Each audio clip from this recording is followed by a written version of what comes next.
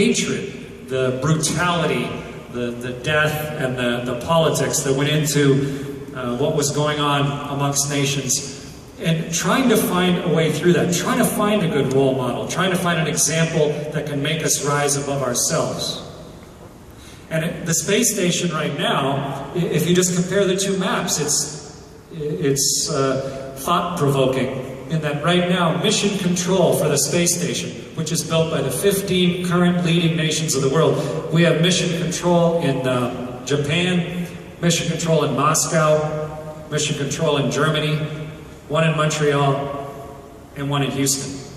And we work 24/7 together on something that orbits the world 16 times a day. Something that any kid anywhere on Earth could get up in the morning or right before bed, stand outside and watch this human creation, this international example, fly over their head as the brightest star in the sky.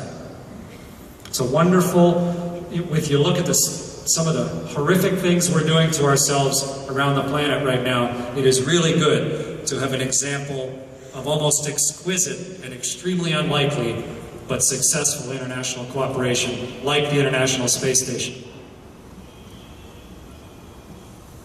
So let's do a little tour around the world as we're going. We're all sitting in this picture right now. That's a picture I took of Toronto.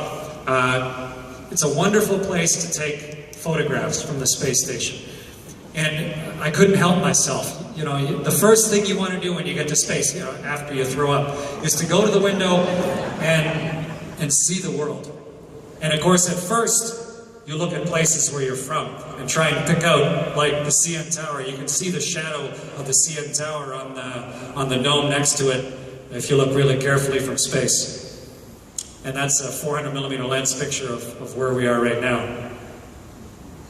And what got me to space on this third flight was the Soyuz.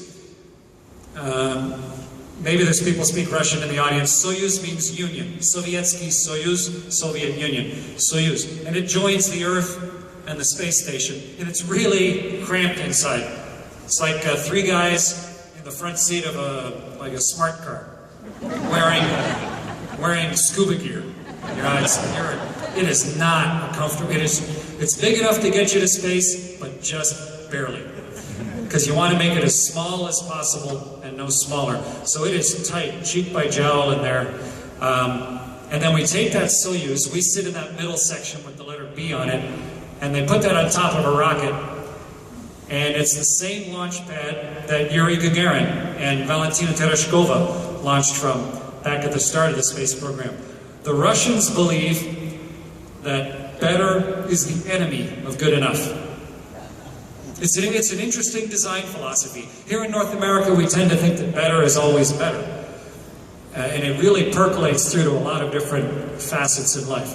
But the Soyuz is a wonderful design, and they've been using the same launch pad and just refining it for the last 50 years.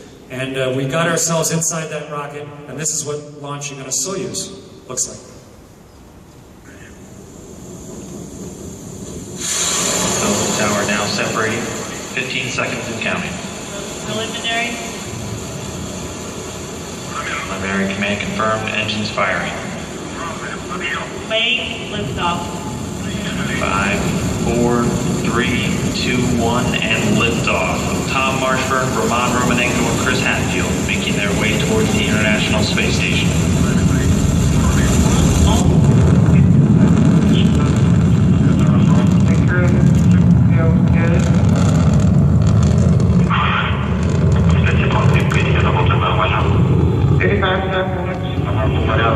Seconds into the flight. Good first stage performance. The Soyuz delivering 102 tons of thrust from its 4 boosters and single engine.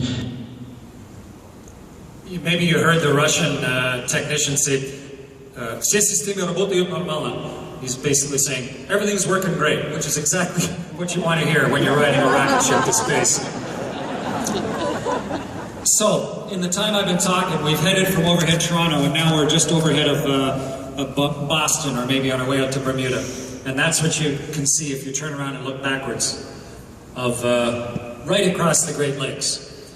And I think all Canadians should see this with their naked eyes. It is informative, you know, to see that part of the world, 1/5 of the world's fresh water just laid out there on the surface. It's inherently so beautiful, but it's also a bellwether. These are not an inexhaustible resource. This is just one collection of lakes around the world. And there are lots of other examples where people have messed it up, like the Aral Sea. So for me, I could look at this picture for a long time and just think of all the lives it affects and of the nature and the history that led to it being there, and thinking about the future of it as well. So we're flying the Soyuz up to the space station. The space station is huge. It would cover more than, well, it's bigger than a football, like 5 hockey rinks next to each other. It's about 5 NHL rinks, about that big. Weighs almost 1 million pounds, and it's going 8 kilometers a second. So it goes from Victoria to Halifax in about 9.5 minutes, which would be a nice way for you to get home this afternoon, probably. Around the world in 92 minutes, depending on your altitude. And the world turns underneath you, so you see the whole world. And it was built by all these different nations. The Russians built this section here. They launched the first piece back in '98, 15 years ago. The station's been up there, at least the first piece, is 15 years. 16 times a day around. The Americans are the main contractor. They built kind of the big backbone of it and the design of it. The Japanese have a huge laboratory, both indoors and outdoors. And then Canada built this piece right here. Yay!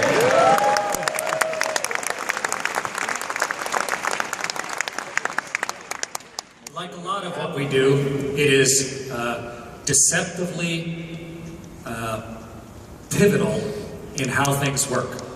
And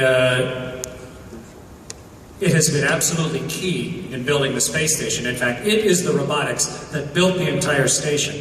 I had a chance to go build this thing with my hands on my second space flight. I did spacewalks to assemble it, and every single shuttle flight after that brought up new pieces, and it was Canadarm on the shuttle would grab the piece, hold it up, Canadarm on the space station will reach out, grab it, trundle down the whole station, and then plug it in like a great big erector set. And we built the space station. We don't have a big part when you look at the map, you know, if you go on and look at the European part, but our contribution not only was the space station built by Canada physically, but we were trusted to be in the absolute critical path to building it. If we hadn't done our job properly, if our engineers and software people hadn't done that thing just right coast to coast, the whole station program would have ground to a halt. So, yeah, it's a little piece, but it is an absolutely vital piece. It was key to building this thing, and we were respected and trusted to do that.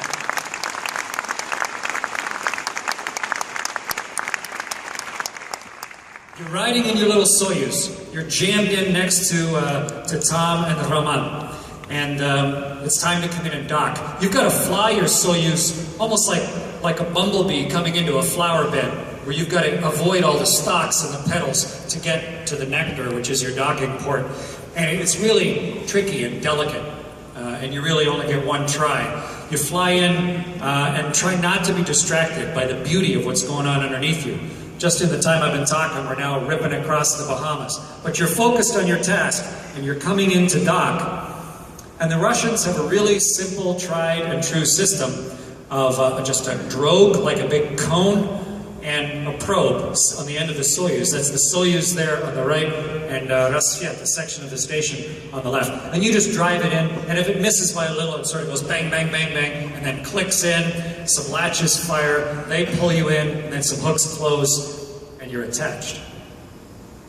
But just as a little aside, when the shuttle docked with the space station Mir, they didn't want, it's kind of silly, but they didn't like the imagery of a big thing coming in and going like that. And nobody wanted to be on the receiving end of that. So in fact, they designed a thing called the androgynous peripheral docking system.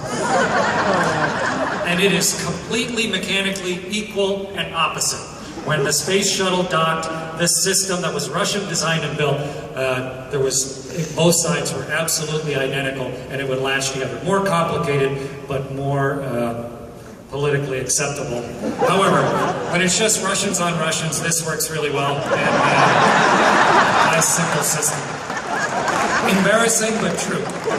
Anyway, we docked, equalized pressure, time to open up the hatch, and join the crew that was up there. And for me, it was really the threshold culminating moment since I was 9 years old. I had been an astronaut for 20 years, I'd flown in space twice, done all those things, but after all of that effort, I had to learn to speak Russian just so that I could learn to fly the Soyuz as the pilot, so that I could go up and knock with the station. I mean, the backing up of expertise is enormous. Building the big pyramid to get you to the peak of it, and finally open up the hatch and join this group of people on board the space station and become the commander of the world spaceship. An amazing privilege. So how do you lead a group of people like this? I started thinking about it a long time ago when I was an air cadet, learning about leadership, really studying how people lead, especially studying the bad leaders, because the bad ones, you can learn so much so easily from a bad leader. Trying to pick out what I was going to do and getting to mix with these guys so that if things went badly, we not only knew each other well, but we could hearken